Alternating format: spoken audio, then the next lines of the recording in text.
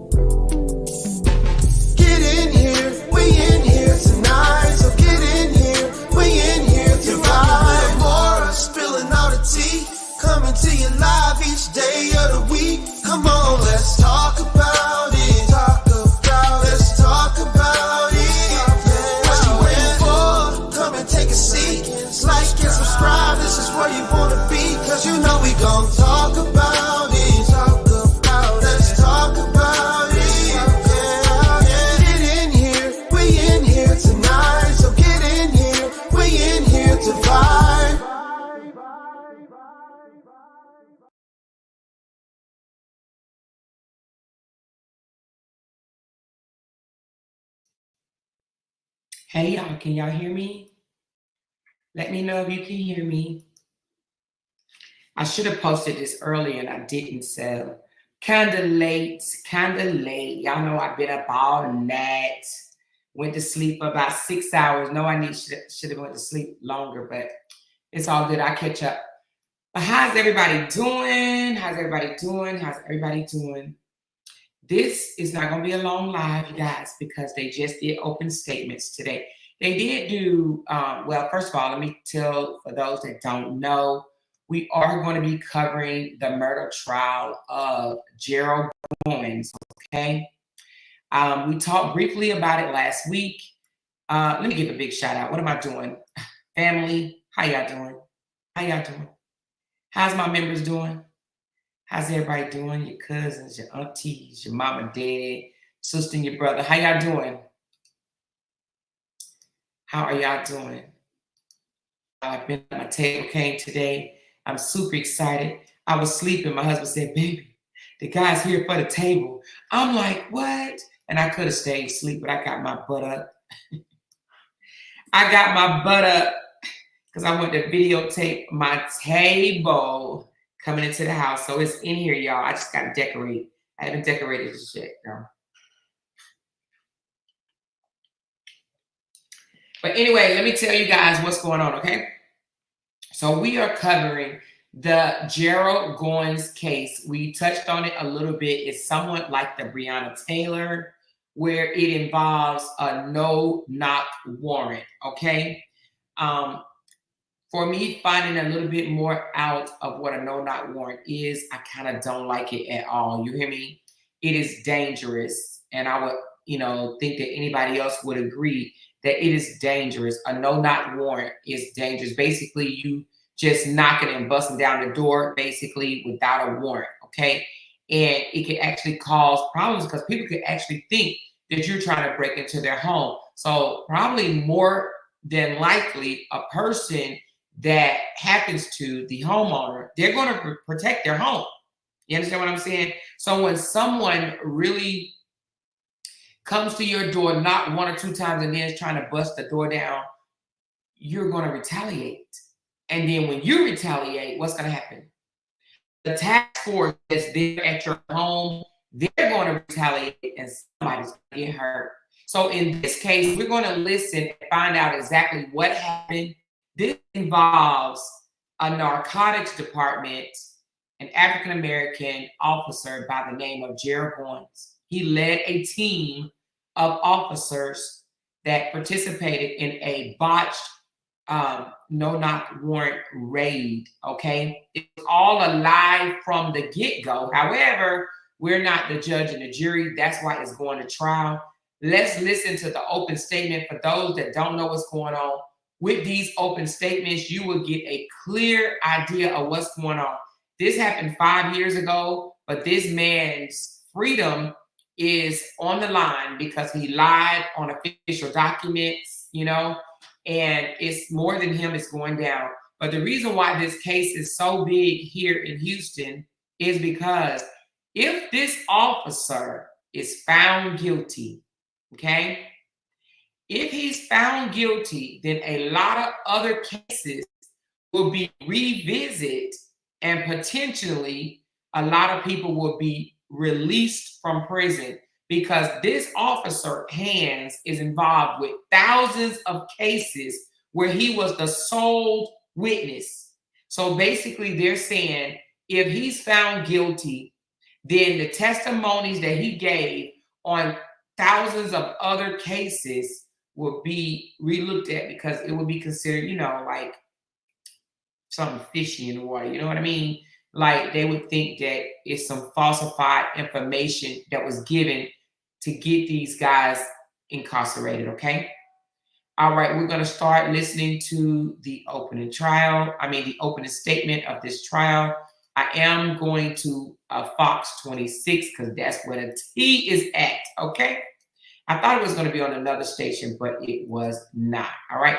So let's listen. To the beginning. Turn your volumes up, please. And let's listen.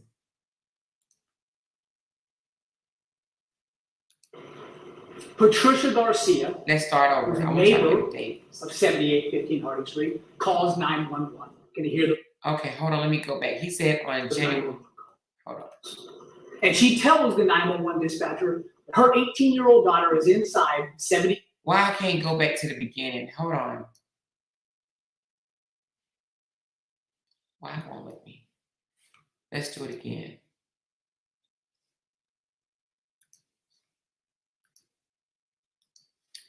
Hold on, I'm gonna put this up just in case they try to get me, okay? All right, here we go.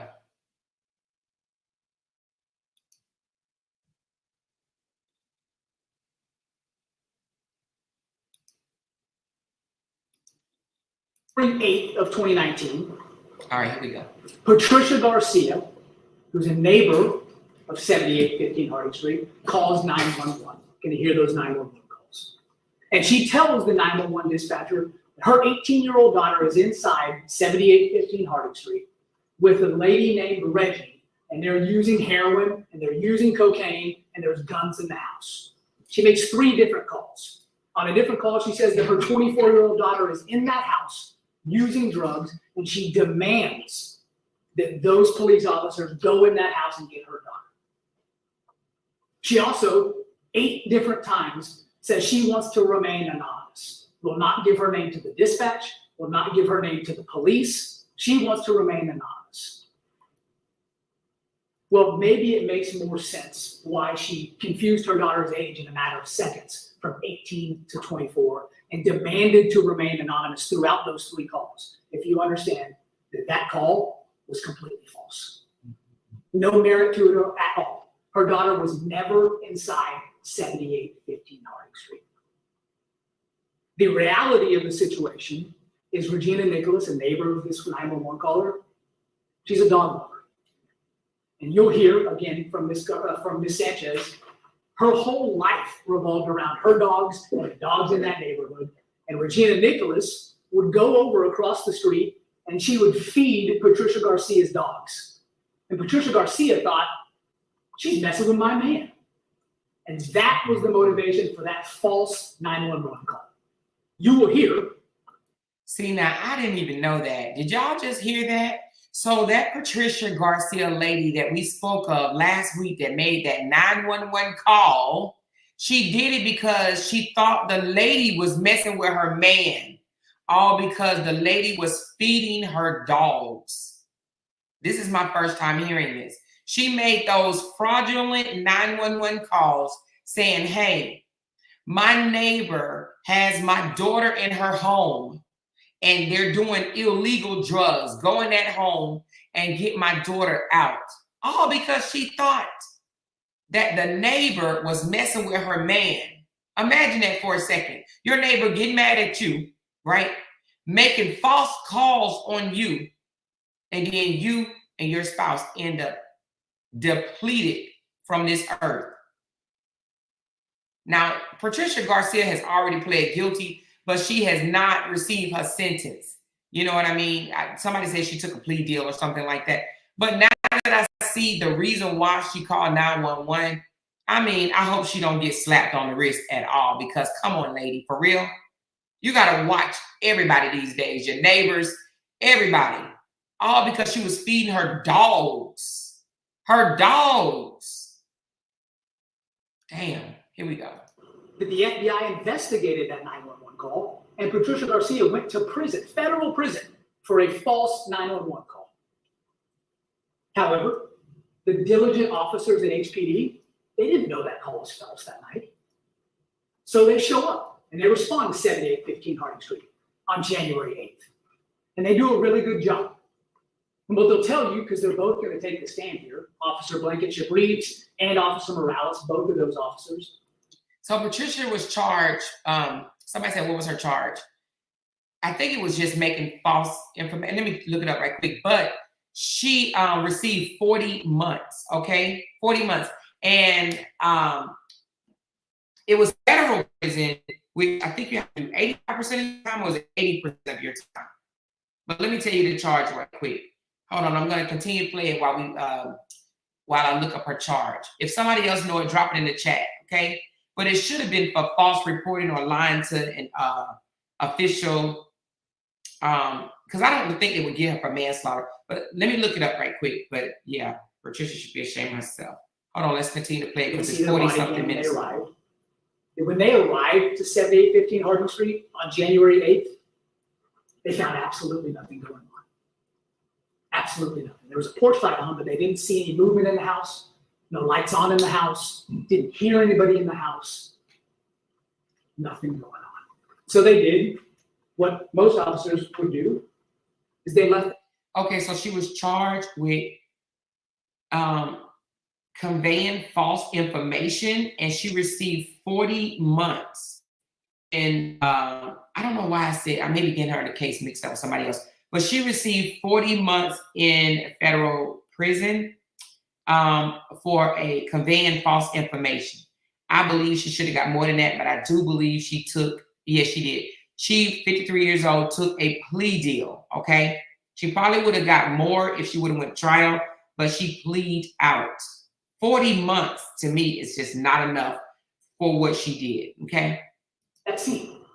But Blankenship reads, because she did a diligent job, that officer, she took handwritten notes about what she observed there, and she passed those along to a narcotics lieutenant, Lieutenant Marcia Todd.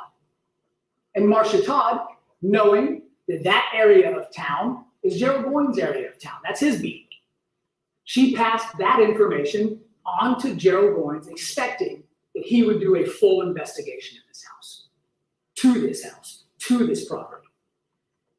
Well, fast forward a week, on January 15th of 2019, Gerald Goines pulls a knock for 7815. I'm sure you're thinking, what's a knock? A knock is simply a way for an investigator to say, I'm calling dibs on this investigation. I am going to be investigating this particular property. And he did it. Gerald Goines, on January 15th, said this address, 7815, is my address to investigate.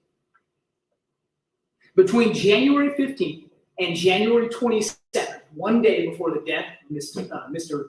Tuttle and Ms. Nicholas, Mr. Goines had yet to ever generate one offense report about that address, not one field note about that address, not a single file on his computer about an investigation of that address, nothing in his car about an investigation of that address.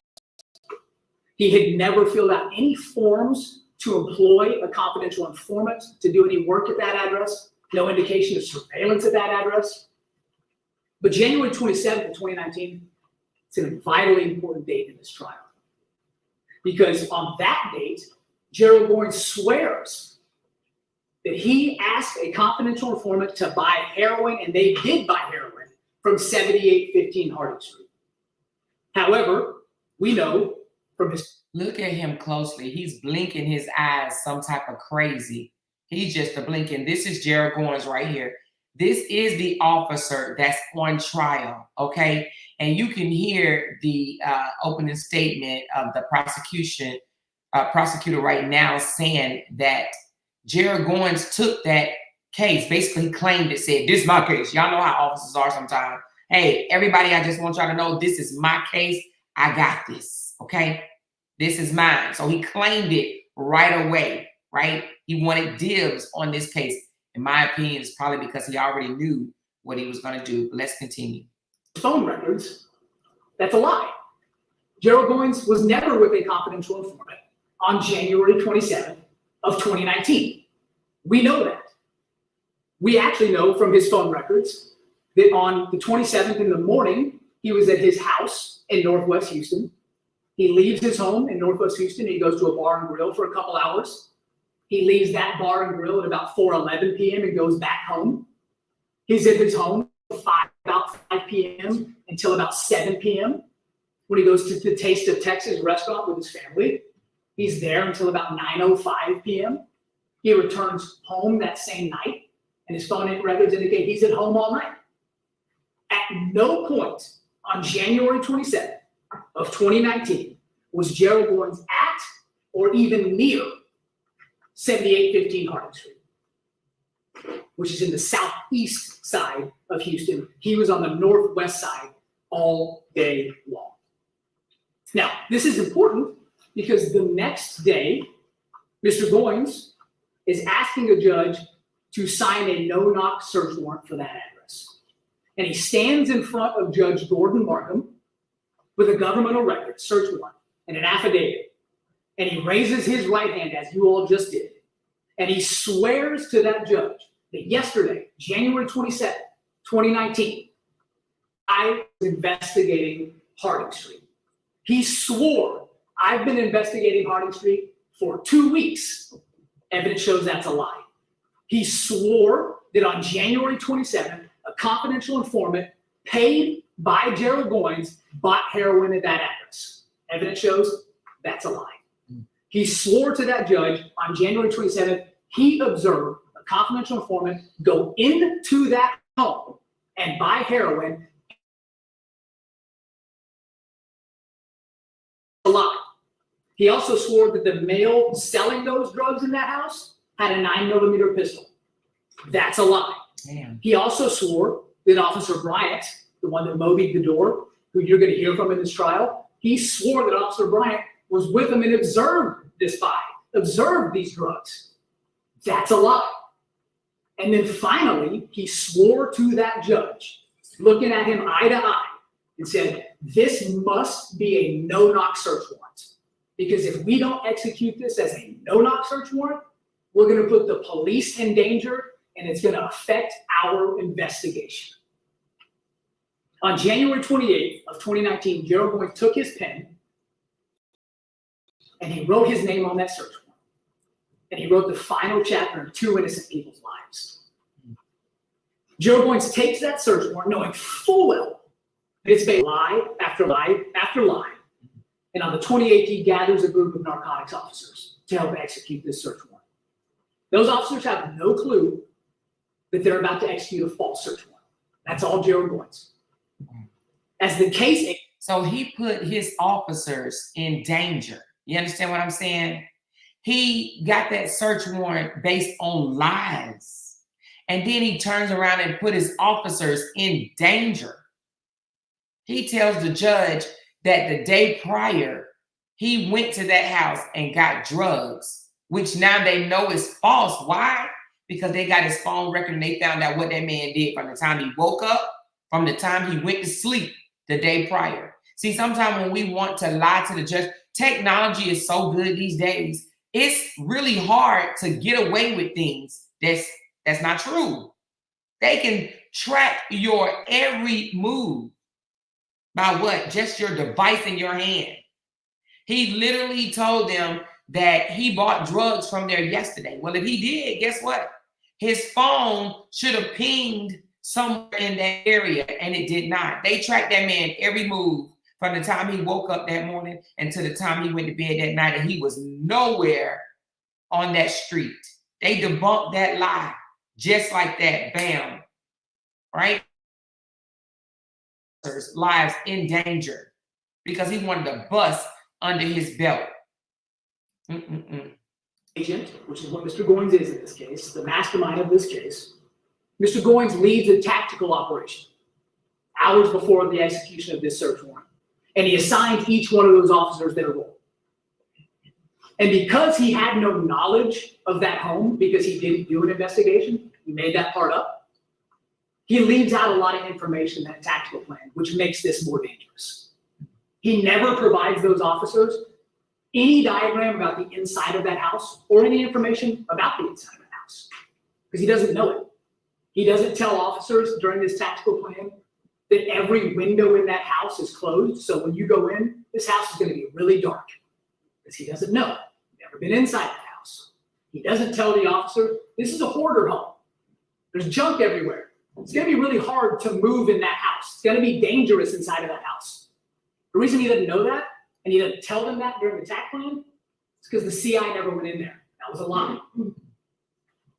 Remember I told you that Gerald Goines gave these officers the authority to shoot when they went in. Well, Gerald Goines had no clue that there were dogs in that home, 3 dogs in fact. He didn't know that. Anybody that stepped foot in that home would have seen those dogs, but he didn't know that. And so during this tactical plan, he authorizes the use of a flashbang. But just by happenstance, Officer Morales, who you're going to hear from, the same officer that responded to the 911 call on January 8th, he's in this tactical plan. And he says, hold up, let's not use a flashbang because there's dogs there. Gerald Goines didn't know this. He says, okay, scratch the flashbang If you encounter an aggressive dog, lay it down, shoot it, kill it. That's what he authorized. Okay? The first shots that ring out in that home, seconds after officers reach that door, seconds after getting out of an unmarked van, as Miss Nicholas lie on her couch watching TV, and Mr. Tuttle's in his bedroom, those first shots, they kill that family dog Star in the middle of the living room. Mr. Tuttle reacted as anybody would, any normal person, hearing guns ring out in their house, their doors just blown in, their wife's laying on the couch, their dog is dead in the living room. He grabs his pistol and he comes storming out. But for Gerald Goines lying on that search warrant, none of this is happening. Inside of that home, officers shot over 40 shots. Dennis Tuttle shot up to 4 shots.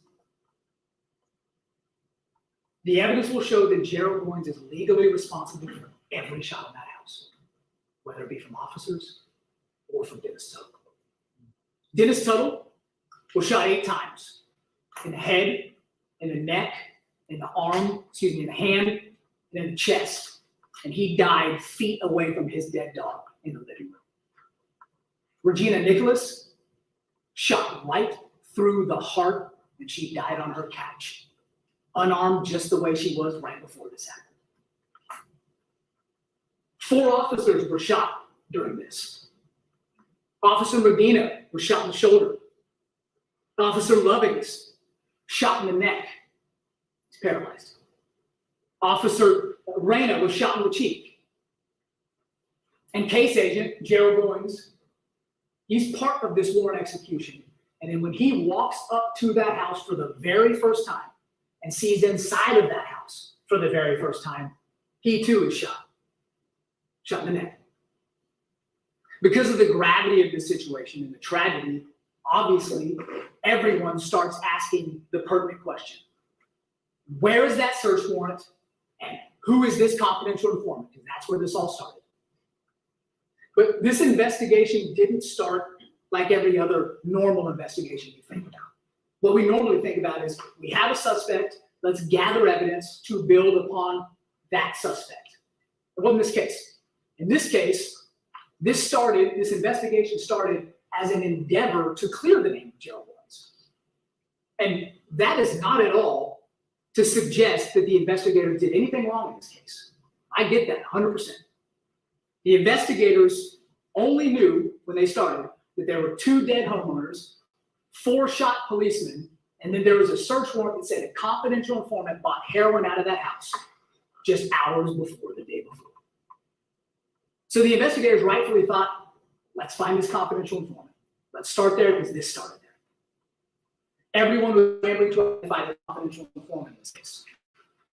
And at one point, Lieutenant Todd, who you're going to hear from, when she visited Gerald Goines at the hospital, Gerald, who's the CI? Just tell me. Let's get this thing done. Let's take care of this. And he can't talk. Remember, he's shot in the neck. He can't talk. So he writes the name Reese. You're going to see this in evidence. So Lieutenant Todd, trying to help Mr. Goines, goes and he tracks down Reese. Turns out that was just the first of many, many, many more lies that Gerald Goines tells from his hospital bed to cover what he did. Reese was the CI.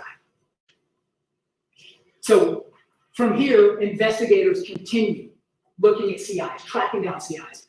Not one CI that Gerald Goines ever used made a purchase from that house. And so Sergeant Bass from HPD, he decides, I'm going to go talk to Gerald Goines in the hospital. And he does. And you're going to see and hear from Sergeant Bass on the stand, you're going to see that interview with Gerald Goines in the hospital.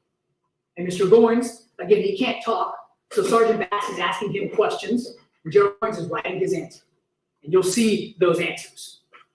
In that hospital bed, Gerald Goines admits there was never a CI that was used at 7815 Harding Street. He admits that was a lie. He then admits Bryant, the person he put in the search warrant as observing this had happened, Bryant wasn't there. I lied about that too. But before you give him too much credit for coming clean about what he did, he comes up with a whole nother set of lies.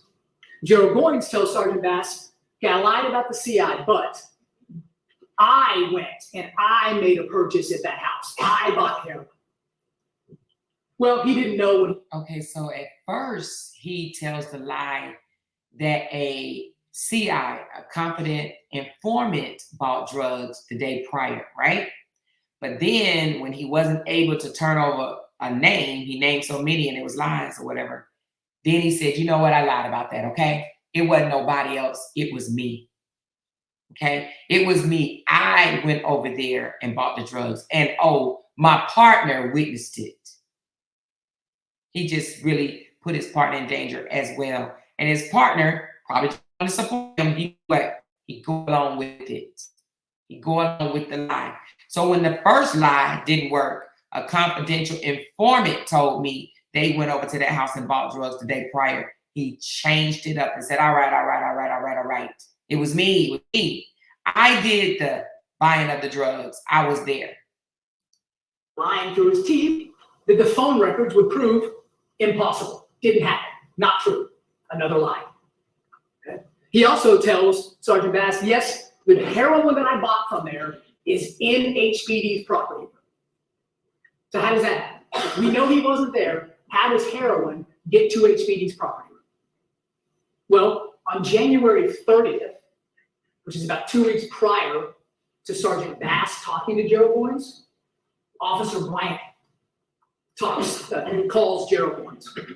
And Gerald Goines directs Officer Bryant, go into my car. There's 2 bags of heroin and a white napkin in my center console. You'll see a video of this happening.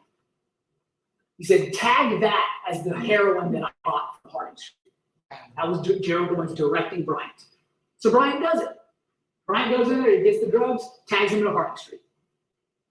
In other words, as Regina Nicholas and Dennis Tuttle lie cold in the morning, Gerald Goines is directing someone to plant heroin on them.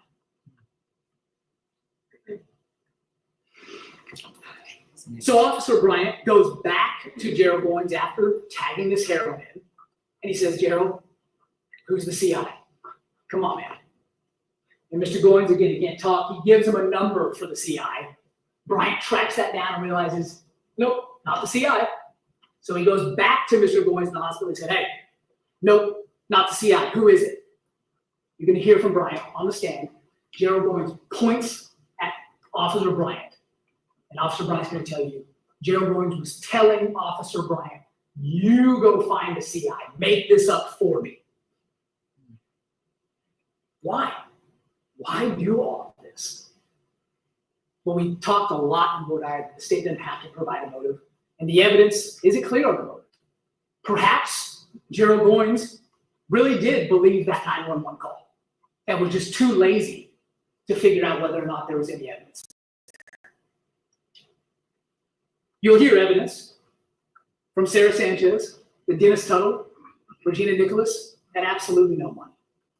They lived in a home where they had to turn off their water because they couldn't afford to fix a water leak. So they would turn it on, fill up water bottles, and turn it off. You'll see pictures of those water bottles. You'll hear that these 2 individuals couldn't afford heating in their home, so they put blankets on every single window to insulate their home. These weren't people of means. These weren't people who were making lots of money, if you believe Patricia Garcia, because they were drug dealers. Now, I will tell you, Dennis Tuttle smoked weed. You'll see that. They found a little bit of weed there. And Regina Nicholas, she used cocaine. They found a little cocaine there. Tiny, tiny bit. But that doesn't excuse violating the 4th Amendment. Regina Nicholas, Dennis Tuttle, they have a presumption of innocence and a right to a fair trial, too. Objection, that's a good statement of the law. And ask the jury to be instructed to disregard. Please disregard that last statement by the state. Now, procedure. So it sounds like Gerald Goines. Okay, so the 911 call did come, right, from Patricia Garcia. And Gerald Goines took the case. He just didn't investigate, right? He assumed that Patricia was telling the truth. So he just knew that this was going to be a real drug bust, okay? He didn't do no investigation. He got a call where he was told that there was not several 911 calls about this family having drugs, and he believed it, okay? He believed, no investigation, no surveillance, no trying to figure out if it's true or not.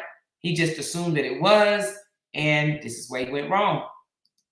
So he had to tell lie after lie after lie after lie. You know that statement, when you tell one lie, you got to tell another one to cover that one up. Well, that's what he was doing in this case, okay? The evidence will show in this case that Gerald Goines specifically executed this warrant at the end of his shift, which would guarantee that any time he spent out there, he'd be paid extra for it. So perhaps it was laziness and greed. The evidence will certainly prove beyond a reasonable doubt that Gerald Goines lied on that search warrant and that affidavit time after time after time. He used that search warrant to organize a group of officers to enter that home of Dennis Tuttle and Regina Nicholas, put together a tactical plan that authorized officers to shoot and kill that dog. That no-knock warrant was clearly dangerous to human life. And the evidence finally will show you that but for the actions of Gerald Goines, those two homeowners would still be alive. If you take Gerald Goines out of this equation, at 5:27 p.m. on January 28th of 2019, there's no unmarked white van pulling up on Harding Street. There's no officers pulling out of that van fully armed. No shots ring out. Dennis Tuttle, Regina Nicholas, and their dog Star are all peacefully at home. At the end of this trial, the evidence will show Gerald Goines is guilty of felony murder. And the state's about to prove it. Well, all right, so listen. Listen, I don't know what's up next. Let's listen. I don't know if they're going to go right into it or they're going to talk a little bit, but it's only 29 minutes left of the opening statements. But what do you think so far? So that's the prosecution. They are definitely trying to take Gerald down because why? He was in charge. He is the one that initiated the false warrant in the first place. He's the one that convinced the judge that it needs to be a no-knock warrant. Why? Because he failed to do his job, and that is investigate that. It was a complaint that came in that ended up being a lie. Old neighbor thinking somebody want to sleep with her man, okay? So that's where it went wrong. The 911 call was a lie, and then they didn't do their due diligence to find out that it was a lie. They continued on as if it was so, and two people and their dog was unalived, okay? Let's continue to see how they go straight into it. I did want to say, in case you didn't know, a flashbang is like a grenade, right? So they throw it in the house and it is to confuse and disorient anybody in the home. They were going to do that. It was a part of the plan in the beginning, and they ended not doing that. But because Gerald Goines failed to do an investigation, he did not know that the house, like the prosecutor said, had 3 dogs in there, right? That the wife was sleeping on the couch, the husband was in the back room, and the house was flooded with a bunch of junk trash and just hard to maneuver around in, okay? All right, so let's continue on.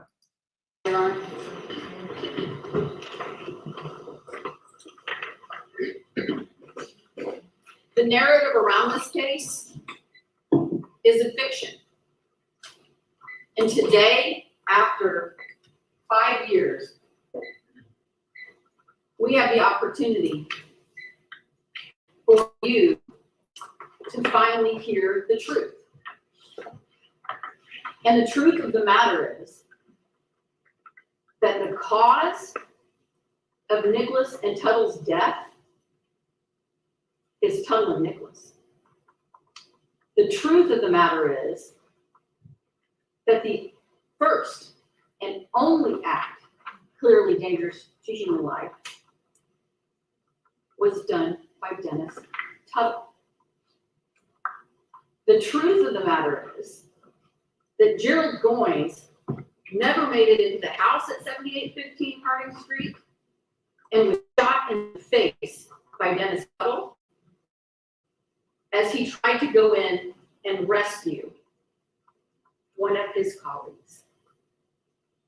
So now I don't know her name. I had to look it up, but I want to say Nicole, but I heard that she was one bad mamma jamma, okay? And that is why they hired her in the first place to defend this case. So basically, as you hear her, she's trying to say he never even entered the house. He was shot in the neck before he was ever even able to enter the house. So she's trying to take the heat off of him, even though you know how they say it would have never happened unless this happened first, right? So they're saying he's held responsible because he initiated it and everything else just rolled down hills. She's saying he's not responsible for those deaths because he never entered the home.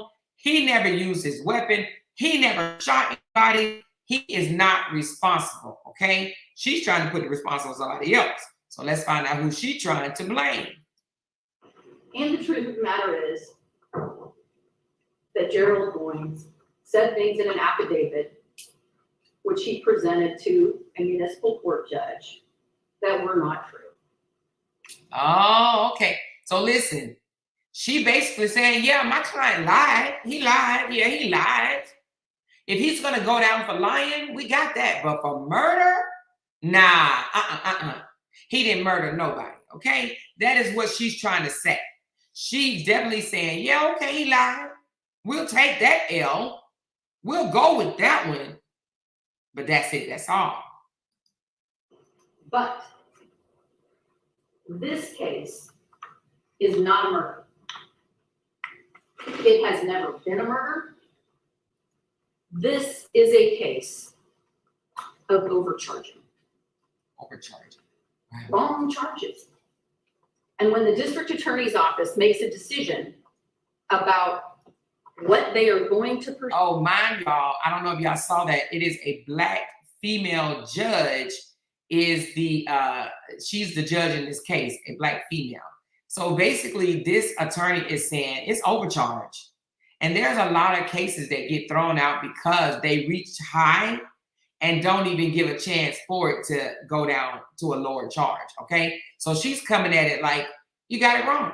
It's an overcharge. You missed the boat. You overcharged him. This is not a murder trial, okay? They have the control over those choices. And they chose to file this case as a murder, which means that they have to prove that Gerald Goines is the cause. And what you will learn instead is in the details that are part of the fiction that they won't and didn't tell you. You did not hear that as police officers drove up to 7815 Harding Street, the van was flanked by marked patrol units. You did not hear, but you will, from the evidence, that 18 officers on that scene in a variety of very clearly marked uniform for HPD got out of the van and marked patrol units in broad daylight and approached that house. You will hear it and you will see it. So she's trying to say, even though it was a no-knock warrant, it was 18 officers in broad daylight that pulled up in marked patrol cars, right? So she basically saying they came, they wasn't hiding, okay? You gonna see patrol cars, that many pull up, 18 officers jump out with weapons, sirens blazing. You gonna see it, you gonna hear it. So she basically saying it wasn't no surprise. It should not have been no surprise, even for those homeowners, is what she's trying to say. Not here is that Dennis Tuttle, as officers went into the house and did announce themselves as they were making entry. Houston police, narcotics warrant that Dennis Tuttle concealed himself and came out only to place the only 4 shots he fired, precision shots into the neck,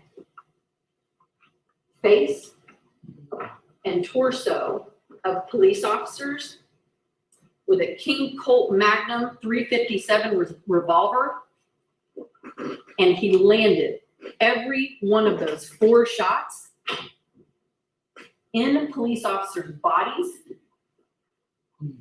just inches from the words in giant capital letters, police. So here she's trying to blame the husband, the guy that actually, one of the guys, it was 2 people that was unalive, the wife and the husband. She's blaming the husband. Now, the husband is a veteran of the military. He used to be in the Navy, okay? So she's like, he shielded himself because he knew, basically she's saying they said, hey, Houston police, Houston narcotics, they announced themselves. He knew that they were there and he shielded himself. He hid himself as a defense. So what is she trying to do? She's trying to charge him or accuse him of causing the death the same way they did the Breonna Taylor story, okay? They tried to charge the boyfriend because the boyfriend as well defended his home, okay? So now she's saying it's Dennis' fault because he fired 4 shots, and that's when all hell broke loose, okay? And you will learn from the evidence that this is a revolver. This is not some automatic weapon. These are precision shots by a man who could see what he was doing, marking his target and shooting at these police officers. The first human being you will learn to be shot at by anyone was shot at by Dennis Tuttle. So let's go back a little bit in time about some other things we want you to listen for in the details. This all started with 911 call. That's true. To be precise, 3 911 calls. And the 911 calls were made by, unfortunately, a drug addicted neighbor, who you will later learn to be is a woman named Pat Garcia. Pat Garcia indeed uses crack cocaine and had called the police. She called multiple times. You will learn from that call, which was made and will be admitted as evidence for you to hear about. She gives police over 911 some information. She tells police that the occupants at 7815 Harding Street have her daughter inside and that her daughter is using heroin. And she wants her out now. She couches it as an emergency. She wants them, and she is desperate for the police to go in now. You will hear from the evidence that Miss Garcia had some kind of an axe to grind with Miss Nicholas, who lived in the house. But you will also hear that she was persistent in giving also true information to the police via 911. While it's not true that her daughter was in there, you will later learn from the 911 call that you can see and hear for yourself that there were drugs in the house. There were. You will later learn from the 911 call. There was drugs in the house, but it wasn't what he said. She said heroin, they found cocaine and weed, okay? And from what the prosecutor said, it was a small amount of cocaine and weed. Ultimately making its way to police. That the occupants of that address would not cooperate with police. That's also true. You will learn from the call that Miss Garcia made that the occupants in that house had guns. That is also true. Now, what happens next? 911 call, at least the first, and then ultimately the additional information that is given to police via Ms. Garcia, is given to Nikki Blankenship Reeves and an officer named Officer Morales. And you will hear from these individuals. Nikki Blankenship Reeves takes this call seriously. There's a woman in the house being made to use heroin or using heroin, which is, I think we can all agree, a scourge. And so they set out to do what they can to observe this house, they being Morales and Nikki Blankenship Reeves. Efforts to try to observe what they can see. They can see some things, but not everything. And Nikki Blankenship Reeves, after doing some investigation, calls Marcia Todd. Marcia Todd is Nikki Blankenship Reeves' significant other, who also works for narcotics.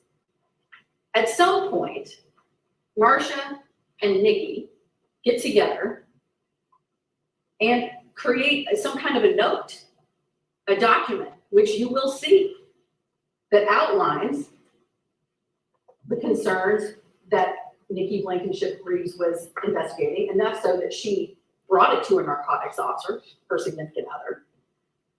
They make a note on a legal pad. That note from Lieutenant Marcia Todd, who is above Gerald Goines in rank and in narcotics, takes a picture with her phone of this note that she's created, her or Nikki have created about this investigation they started.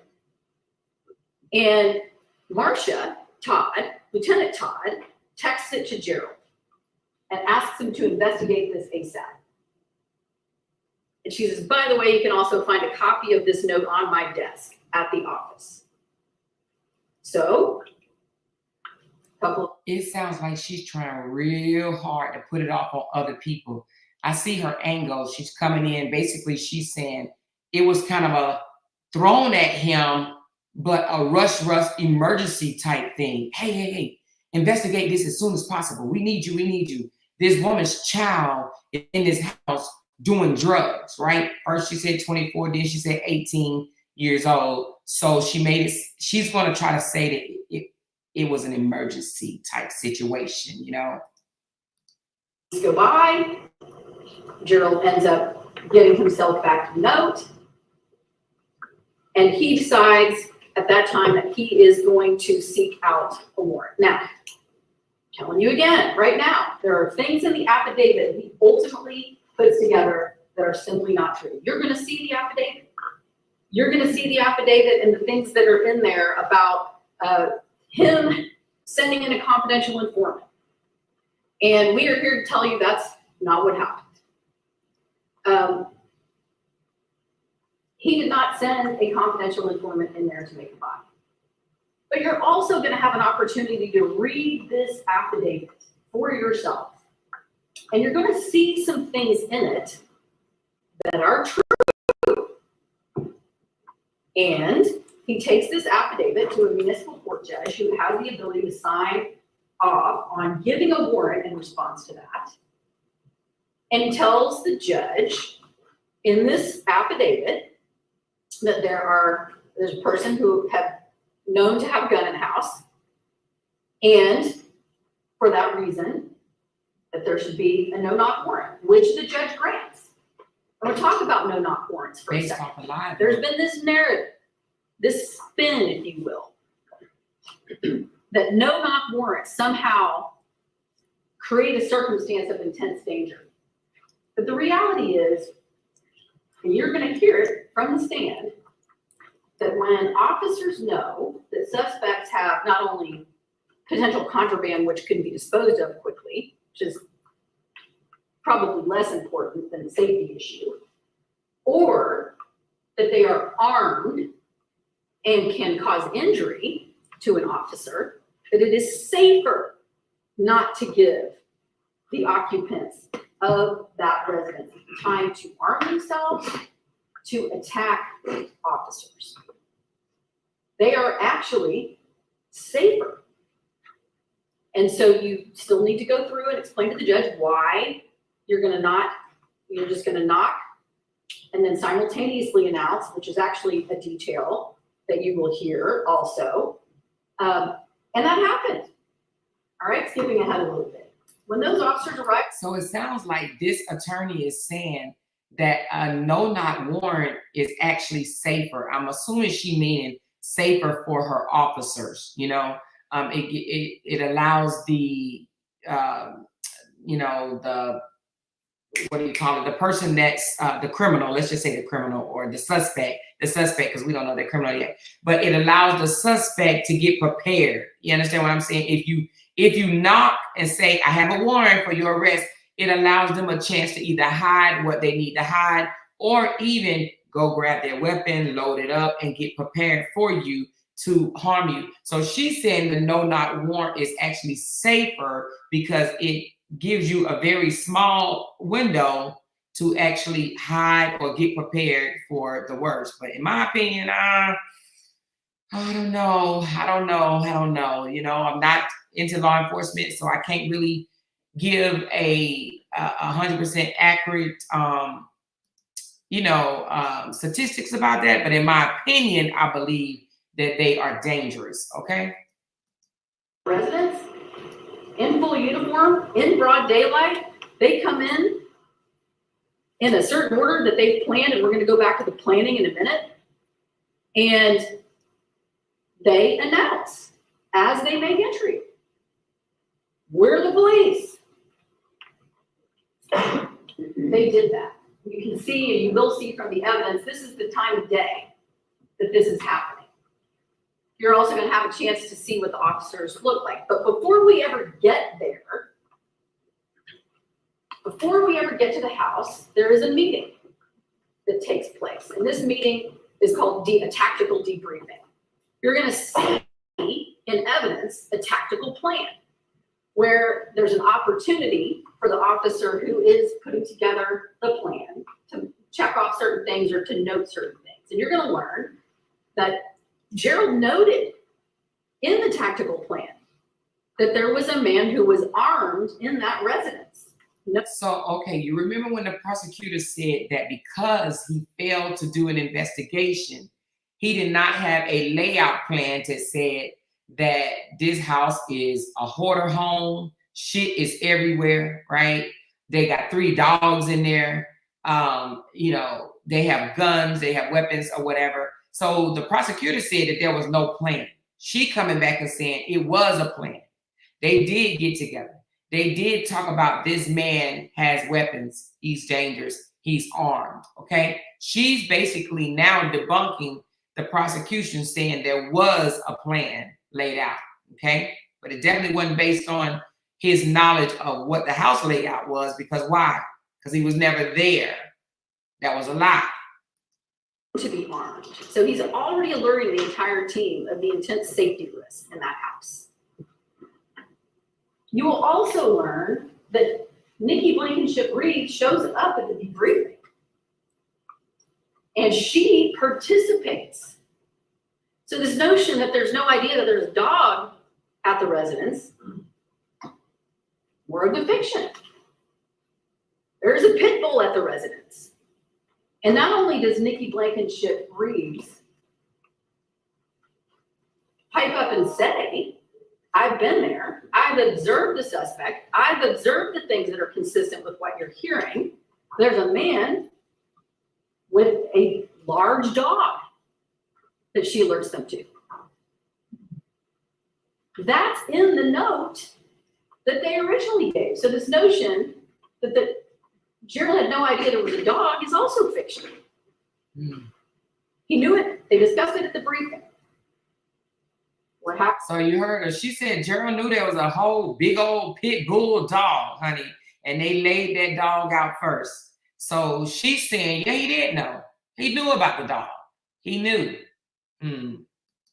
After the briefing, several of the officers that you will see from Squad 15 who participated in this briefing, preparing for this access to go in and serve this warrant are planning for their safety.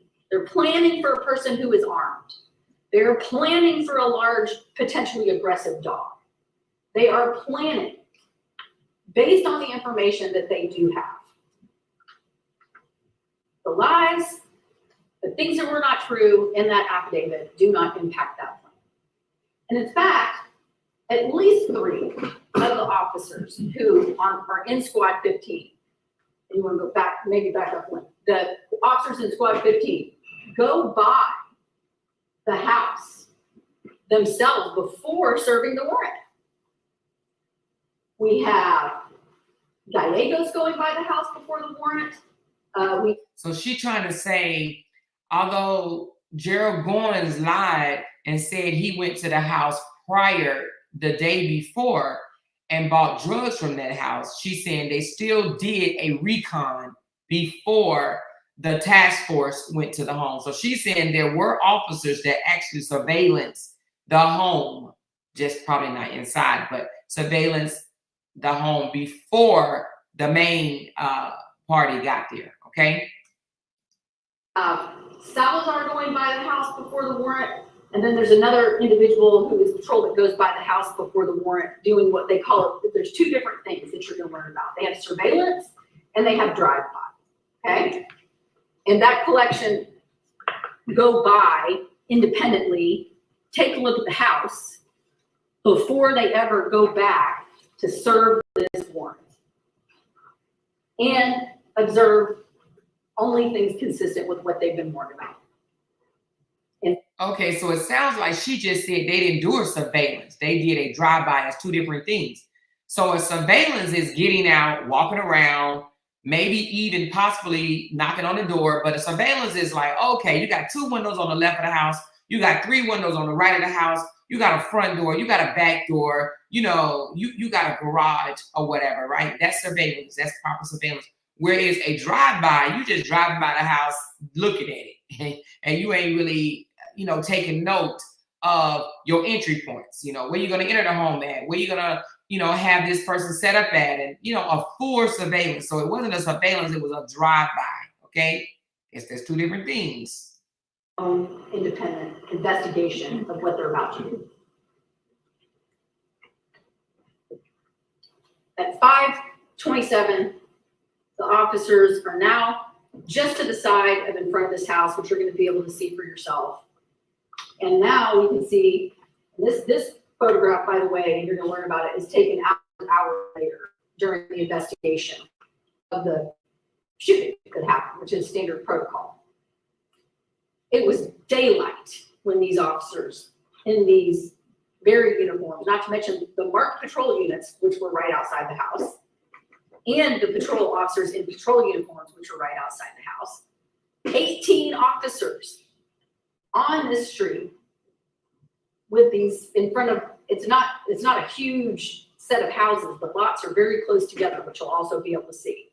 These officers, as planned, get out of the car, out of the van, and in the order that they had discussed going into the house, you're going to hear about this too. The Texas Rangers investigate this case, and you're going to hear from this independent investigative agency about this shooting. These officers follow the plan. They go inside the house in the order of tactical planning, right? That's exactly what they said they were going to do. Mm. And as they go into the house, that's when Dennis Tuttle attempts to murder at least 4 police officers.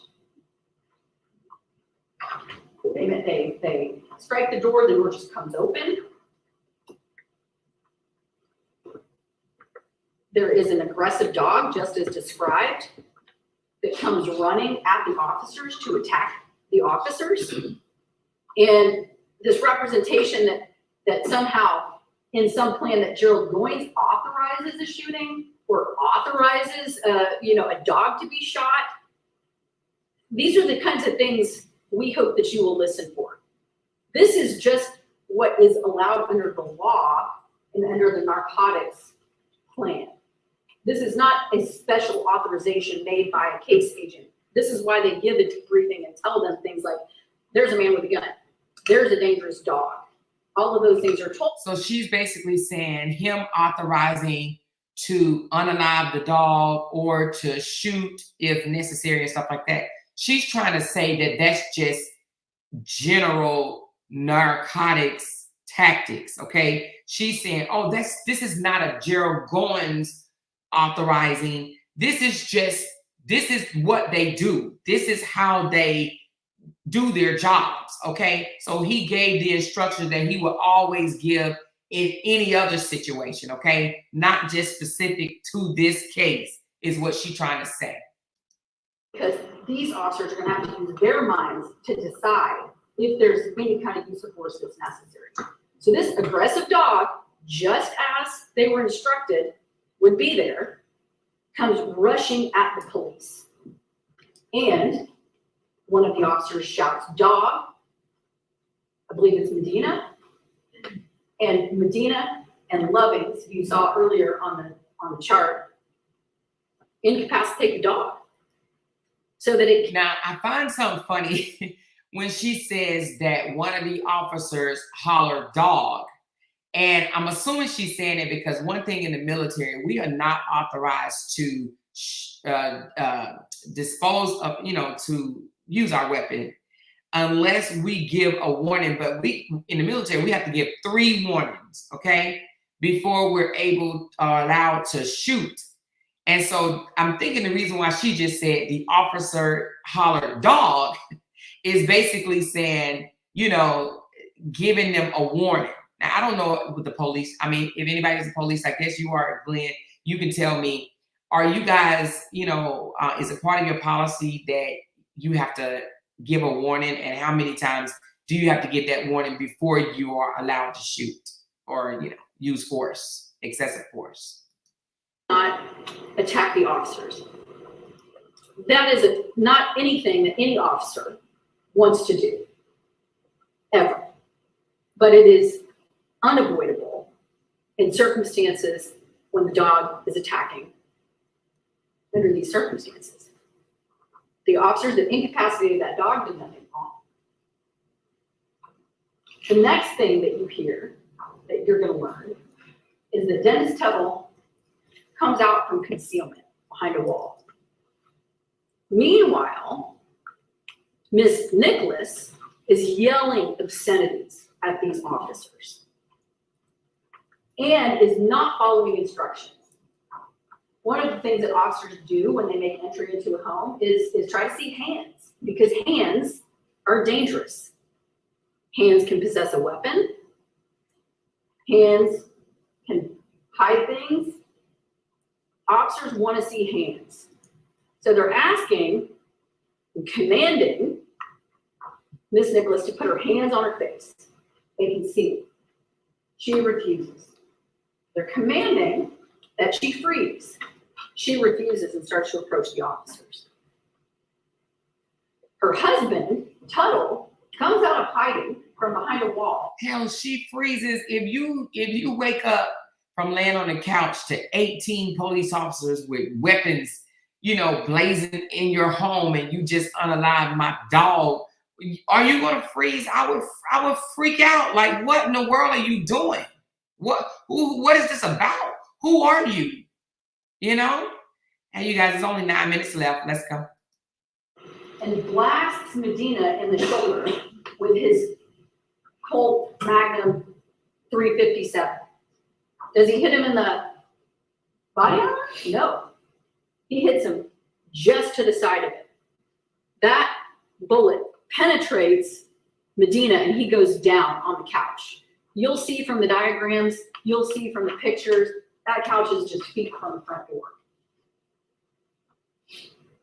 Miss Nicholas, who is still not following commands, continues to stand, and now she's approaching Medina just from a few feet away.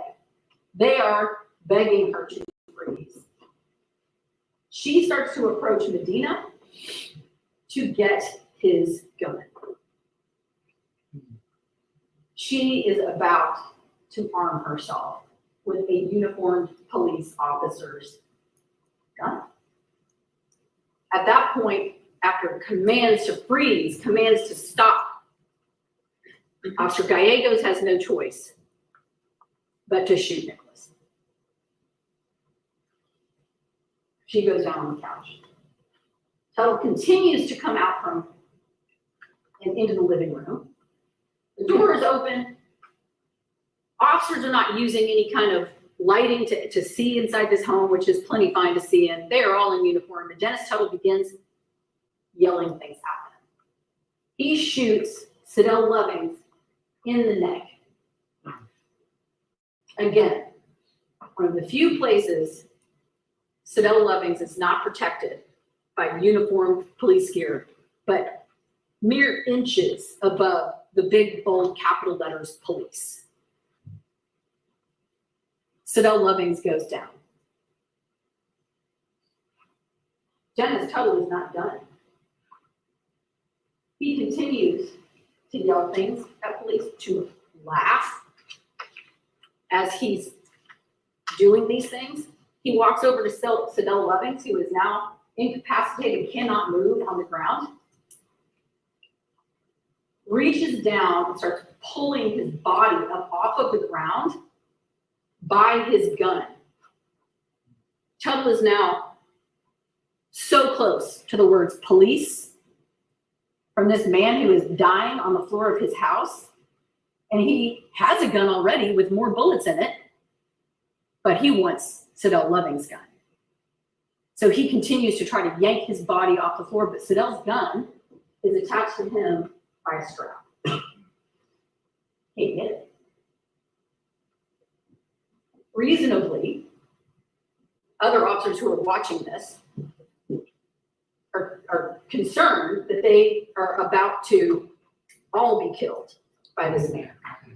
Gerald Goines, who Oh my God, y'all, this is so intense. So this attorney, I mean, she's doing her job. I'm not going to fault her at all, but basically she's saying that Dennis, the homeowner, the husband, was trying to get the weapon from the guy, the police officer that he had already shot that was in the home, right? He was trying to get his weapon so that he can use it on the other officers. And this is where she's going to come in and say the other officers unloaded on him. And that's why he ended up with 8 shots to him, you know, and in several areas of his body, is because they saw him trying to take the weapon of another officer, is what she's explaining right now. has made it into the house, rushes to try to get in there to pull Sidell out. He is shot in the face. Gerald Goines is also wearing the same clearly marked uniform. Gerald goes down. Clemente Reyna sees his colleagues being shot and going down and being incapacitated by Dennis Tuttle, who precisely decides who his next target is going to be, and tries to rush in to pull out Lovings, who is right by the front door.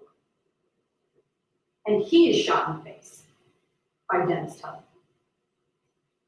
You will learn from the lab reports that every single shot fired by Dennis Tuttle landed in a deadly spot that was unprotected by these officers from close range. You will learn from the lab reports that Regina Nicholas had gunshot residue on her hands, which means that she was either successful in actually reaching Medina, who lay unconscious on the couch as she refused to follow commands, grabbed it, or was it in close enough proximity to it as it was being fired that those gunshot residue particles were deposited on her hands. So science tells us that that's what happened. You will get to see this evidence for yourself.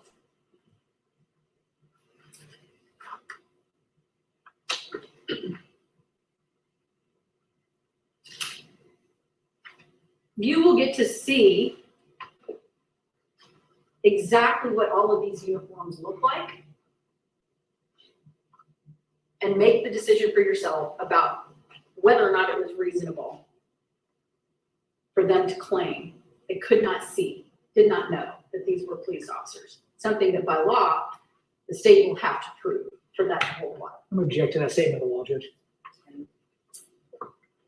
You will also hear, I mentioned earlier, from a Texas Ranger. And sometimes, although not always, they bring in an outside agency to conduct an investigation into a case. And in this case, they did. Sometimes HPD uses a division called the Special Investigations Unit. In fact, that's almost every time you'll learn there's an officer involved shooting to investigate the case. And with one that's more complex, it may be that they bring in someone independent. You're going to hear from that Texas Ranger in court. They don't call him, we will, about this shooting. And you will learn from that Texas Ranger that this shooting by Gallegos and these officers was justified. What does justified mean? It means that these officers were correct under the law in making the choices they made upon entry into that home. And that is because the cause of the deaths of Regina and Nicholas Tuttle are their choices. Tuttle's choices to commit attempted capital murder of 4 police officers is the cause of him being killed. Regina Nicholas's choices to not only not respond to the instructions being given by police, but to try to grab the gun of a fallen officer is the cause of her death. And we believe, after you've heard all of the evidence, and I want to point out one thing more, as you're listening to the evidence in this case, watch those crime scene photos. Watch how things were collected. Watch how the evolution of them putting these pieces together evolves. And while it is true that you are not going to be happy with Gerald for some of the things that he said that were not true in that affidavit, and then later at the hospital, in between 9 surgeries and a raging MRSA infection, where he stayed for 24 days after being shot in the face by Dennis Tuttle, you're going to be unhappy with him. He didn't murder anybody. He is not legally responsible for murder. This is a case of the wrong charges being filed. There are other consequences for him. At the end of this trial, after you have carefully reviewed the evidence, we are going to ask you to find Mr. Goines not guilty. Thank you. Woo, child. So listen, we got a conversation to have, honey. All right, so we have heard both the prosecutor, and the defense opening statement. Baby, what's on your mind? What's on your mind? What is on your mind? I actually like both opening statements. I found, even though the defense attorney, and let me get her name so I can properly say her name instead of just saying the defense attorney. Let me find out what it is. I'll find out in a minute. But the defense attorney, even though I know she's doing her job and she sounds like she may be onto something as far as an overreach of charge. However, what I don't like is that she's trying to blame it on the homeowner, okay? And that she's also saying things that the homeowners did without proof because they're not here to defend themselves to say whether that happened or not. So, I mean, we already know police officers lie, honey, they lie. And just, I mean, hell, he's, you know, she's already admitted that he lied, right? So to say that Regina was going toward the officer to take his weapon away, how do you know that? So I'm going to need to see that on some type of police cam video or something, that she was walking toward the officer when told to freeze and to, you know, to stay put. But if you see 18 officers swarm your home, I just don't see you, you know, especially as a female, going toward an officer trying to get his weapon. I believe that she probably, if she was laying on the couch, she woke up or got up disoriented, like, what the hell is going on? What the freak is going on? So I, you know, if she was moving forward, she probably was like, what are y'all doing here? What is going on? So I know she's doing her job. But what do you think? Do you think overcharge? He never fired his weapon. He never was able to get into the house because as he was walking up to the door to go in the house, quote the defense attorney, saying that he was going in there to rescue one of his team members, right? He was shot in the neck. So he was not even able to enter the home before he was harmed, okay? Just as other officers were harmed before they were able to get into the house as well. So what do y'all think so far? Defense, prosecutor, I know y'all haven't heard no evidence beyond just what the little bit that they gave in the opening statements. They really didn't give any evidence in the opening statement. They said that you will hear this evidence or you will hear that evidence, but they have not shown any evidence in the open statements. So just based on the open statements, do you think overcharged? Do you think because of his lies, multiple lies, that he is responsible for the deaths? She said, per his statement, we have to go further to see the evidence. Yeah, we do have to go further, but how are you feeling so far? Anything? Lakeisha said, ooh, child, this is gonna be good. This man's life is on the line. Now, I do like the fact that she's coming from the angle of he's not a perfect person. You know, yes, he did lie. So she's putting it out there already because they're going to tear him up with those lies. As you heard, the prosecutor, what did he kept on doing? He kept ringing on. He lied after lie after lie after lie, right? So she came out, and this is the best way to do. If somebody's going to try to get you on something that you did, you come forward and say it yourself, right? Yes, my client lied. Yes, he has other things that he has to worry about. He's going to be dealt with that. But murder, no, was not it. That's what she's saying. She's saying, you can get him on lying all day long, but you overreached when you charged him with murder, okay? Wait a minute, she said, one for the road said, it is his fault. Yes, his fault is lying to the judge and his colleagues. Okay, so are you saying it's his fault for the murder, or are you just saying it's his fault? What are you saying? You saying he's only to blame for the lying, or do you think it's his fault for the whole ordeal going down? My opinion, the prosecutor laid it straight. The defense attorney went all the way around. The fact that none of this would have happened if it wasn't for him lying. The officer's shooting is not on trial. Yep, you're right. And the homeowner is not on trial, okay? The homeowner is not or should not be getting tried for him defending his home. Now, this was in Houston, Texas, and here in Texas, there is a stand your ground law, okay? So was he not defending his home? But see, the defense is trying to say, listen, it was broad daylight. This didn't happen at night. This happened broad daylight, okay? There were 18 officers on a very small road with houses that's very close to each other. So she's saying, how did you not know it was 18 officers outside of your home?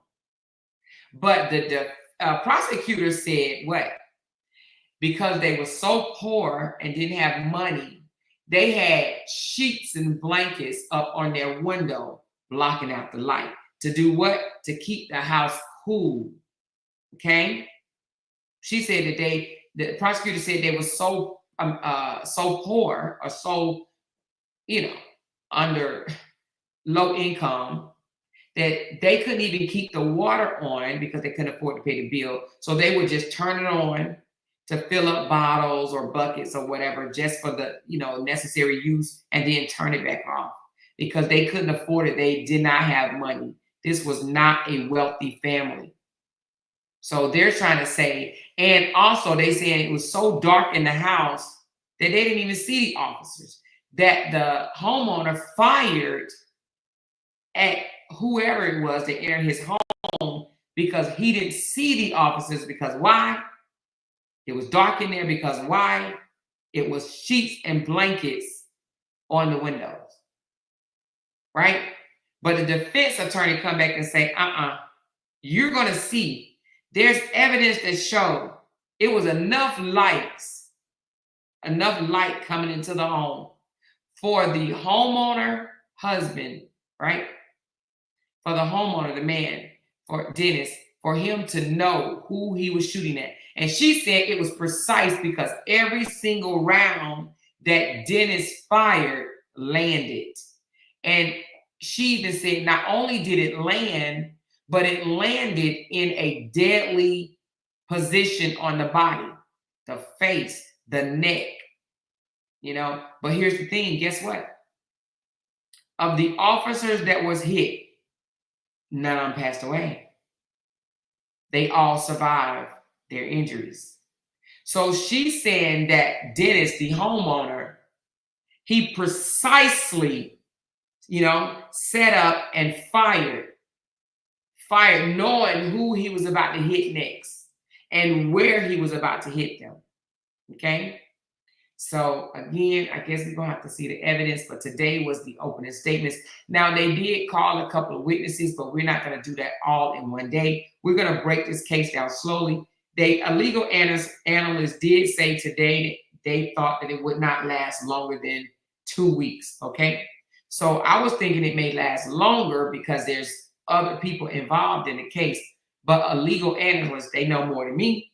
They said they see this lasting about 2 weeks, and they think that the verdict is going to come back not guilty. Okay? No, I'm sorry. They think the verdict is going to come back guilty.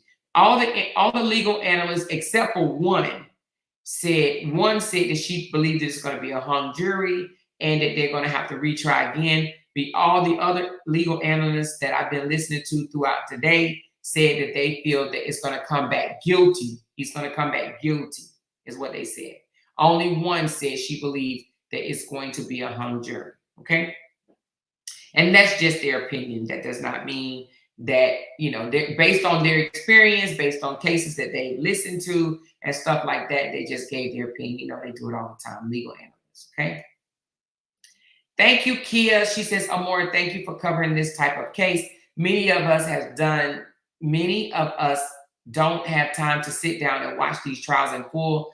This one will be good. Yes, I thought so too, because a lot of us, even though we were for Breonna Taylor, we really didn't get into the meat and potatoes of it, right? And we still today don't realize how these officers got off, right? So maybe this case, going over it and breaking it down, maybe it will shed some light on why none of those officers were charged for her death, okay? Because it's kind of similar, you know what I'm saying? It's kind of similar, but, of course, it's the officers here is a black guy, where the officers in Breonna Taylor was a white guy, right? White guys, but white officers. But in this case, let's just find out how everything is going to be spun. Let's find out how everything is going to go, okay? She said, it seems like they're always going into the poor neighborhoods doing things like this. Let me say this, Miss Key. I believe that, my opinion, that one of the reasons why he did not investigate it is because once he got the address, I do believe that they profiled these neighborhoods. and profiled these homes, okay? So when he was given the case, and he actually claimed the case, this is mine, he probably thought it was going to be an easy fix, because why? There was 3 911 calls that there was drugs, guns, and dogs inside of his home, okay? That these people was armed and dangerous. He thought this was going to be something easy to do. Again, my opinion, right? Because why? Based on the neighborhood, based on the home. Let me pull up the house for you right quick. It is a ran down home, okay? Hardy Street. That's what they're calling it, Hardy Street raid. Let me show you what the house looks like. Hardy, sorry. It looks like a poor person's house, so to speak. You know what I mean? I shouldn't say poor, less fortunate. Let's change those words. Hold on.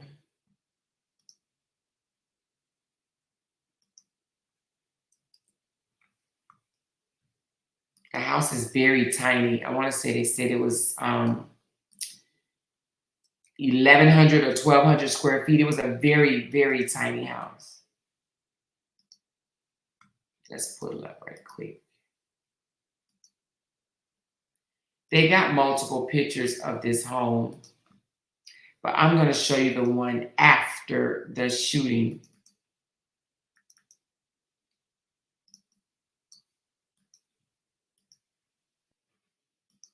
So this is the house. Little tiny home here, you know. It doesn't even look like a home that 18 people can fit into. So I don't know if the 18 people was just there for like backup, because, you know, they were told that this was, the homeowners were dangerous, you know. So 59 and 58-year-old homeowners. She said it looked like a trap house. It looked like a trap house to you? It's a little small house, look like one of those, what do you call them things? Shotgun houses or something like that, shotgun homes, that's what they call them, I don't know. But the house is very small. So I believe that he probably pulled up the address, looked at the house, heard drugs, and was like, oh, okay, I got this. So, you know, he prejudged his house. He profiled them. He literally profiled them. She said, you can't deny the racism when it comes to the police. Yes, they will protect their own, but they also throw somebody, another race, under the bus to protect their own. Yes, they do protect their own. I will have to agree with that. And they sometimes go out of their way to protect their own. And that includes lying, coming up with different stories, and fabricating and playing shit. What did he say? Goines told his partner to go to my vehicle or my locker or whatever, go here and get this heroin and plant it into evidence, you know? And guess what? The guy went and did it. Why? Because that's what they do. They look after themselves and, hey, let me help my brother out. Let me help him out of a very, you know, murky situation. She said, hopefully the prosecutors stay on task by hammering and inserting that none of these officers would have been shot or the victim would have been deceased if it wasn't for the lies and lack of investigation. I believe that he will keep honing on to that. Now, I don't know if, of course, I'm not a lawyer. I don't know if murder was the right charge either. Maybe accessory, you think? Accessory to murder? But I don't know, you know. Again, I don't know the law like that, okay? She says, don't say that, because people choose to live like that, and they be having many. Some people choose to live cheap and save their money to pass on. That's true. Some people do live small. Matter of fact, it's called, what's that word that they're using these days? Minimalist. They're using minimalist, and some people are actually taking their retirement and moving into tiny homes. So you're right, you know, but just based on what the prosecutor said, that they didn't have money because of what? They couldn't afford to pay water bills, and they had sheets and blankets on the windows because they wanted to keep it cool in the house. So I'm just basing, you know, them being the unfortunate because of what the prosecutor said. I'm sure they dug into their background and found out their, you know, whether they were wealthy or not, you know. She said, trap queen. That's not a shotgun house. Oh, it's not? Okay. It's a small house, but not a shotgun house. Okay, okay. My grandmother used to always call these small homes shotgun houses. That's the only reason I said I really don't know what a shotgun house looked like, to be honest with you. She said it looks like a decent 3-bedroom home from the outside, a cozy house. Okay, okay. She said that's not true for all police officers. Most people want to think all officers are liars and thieves, but they're not true. Yeah, I don't think they all are, but would you say that they have some type of code of protecting each other? Even if it is lies? Hey, Mrs. Too Much for you. She said, what do they do for a living? I'm not sure. I would assume that they was retired. It was 58 and 59, but let me see. I don't think that, I don't know. Let me look up and see, did they work? I'll get back with you on that one. I don't know what they did for a living, if anything, because you got to think.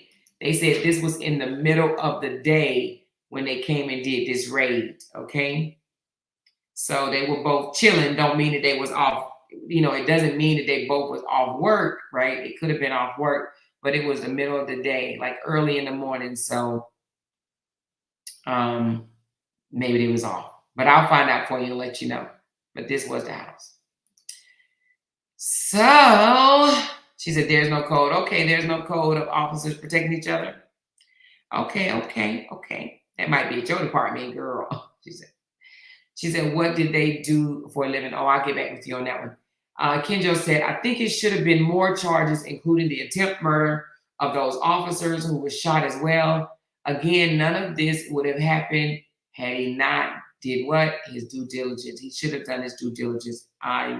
You know, but listen, the defense attorney is trying to say what? He did do due diligence. He didn't do it a day prior, right? She's saying, yeah, that was a lie.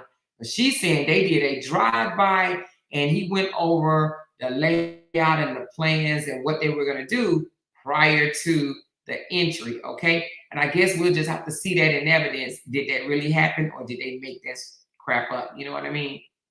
So I guess we'll just have to find out what type of evidence they present as far as them doing their due diligence, because she's saying they did. Kimberly said a lot of police are corrupt. I grew up around a racist town, Montgomery. They racist as hell down here. The police need to be locked up. Half of them are evil.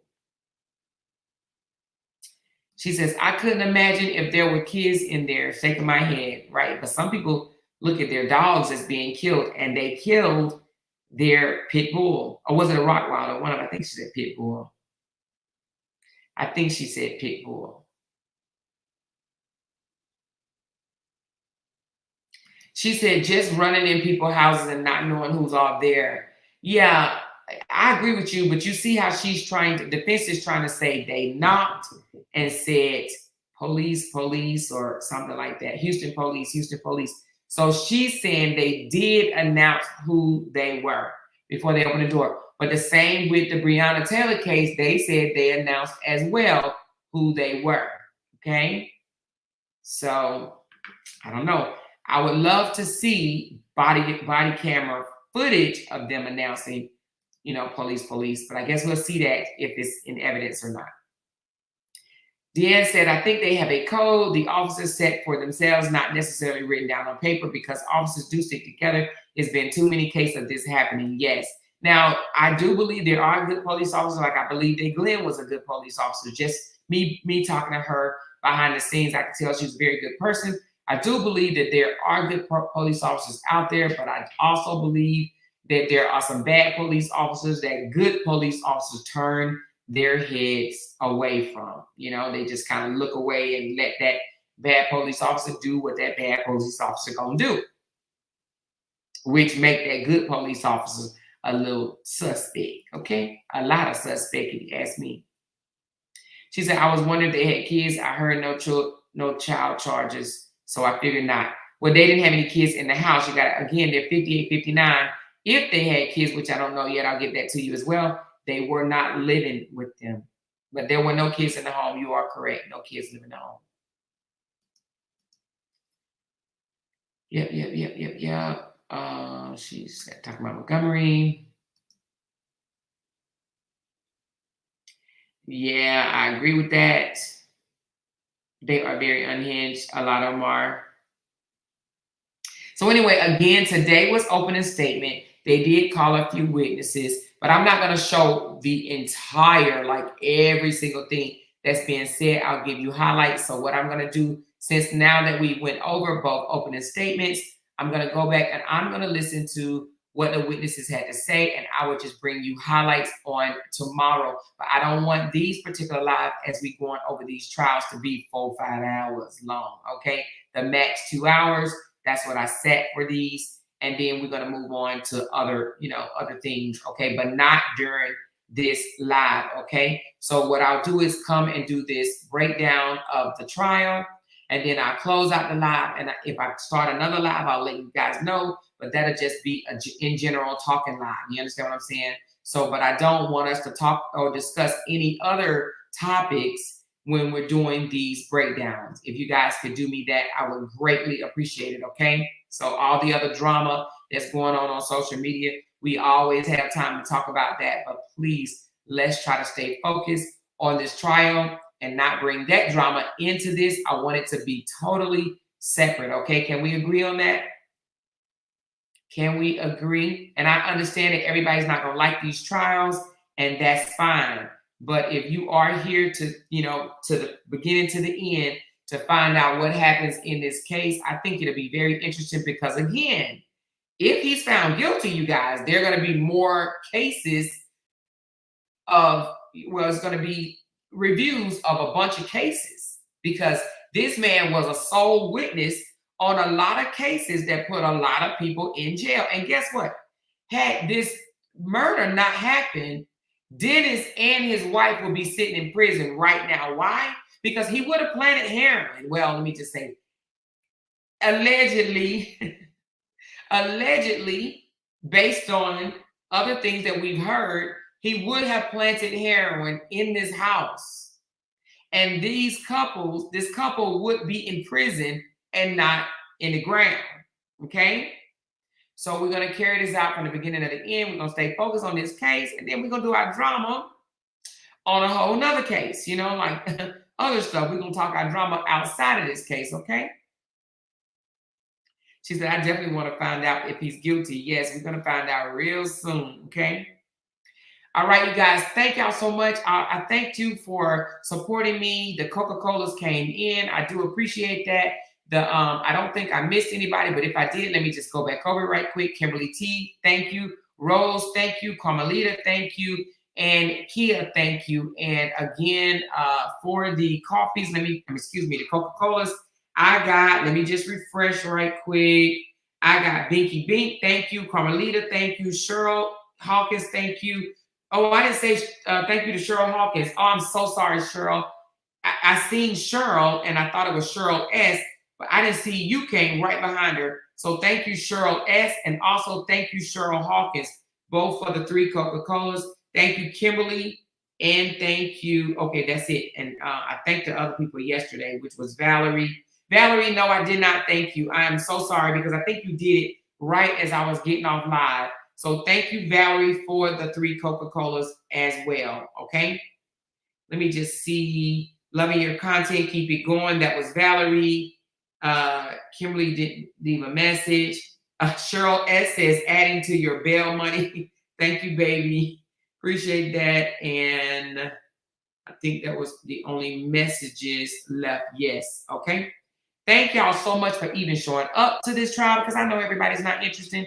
But I do think that people are going to start becoming interesting and start coming in later, okay? So then we might have to get them up to speed, or they may just have to go back and look at the prior live, okay? But thank you guys very much. Thank you, Michelle, for the super sticker love. I appreciate y'all. I'm closing this live out. I'm going to get me something to eat, and I'm coming back with some drama mama, baby, okay? So if you're up, don't stay up and wait for it because I want everybody to get their beauty sleep. But if you're up, come back. But if not, hey, you can always watch it on your way to work tomorrow, or, you know, just if you're doing dishes or baking a cake. Okay, that's what I do, okay? Sometimes I listen to the drama when I bathe, honey. I be in the bathtub, bathing the goods, you know, listening to the drama, okay? All right, love y'all. Thank y'all. I appreciate y'all. And we're going to come back tomorrow for more Gerald Goines trial watch, okay? Thank y'all. Talk to y'all later. Bye. Hey, hit that thumbs up button for me and share this live, okay? Talk to you later. Bye.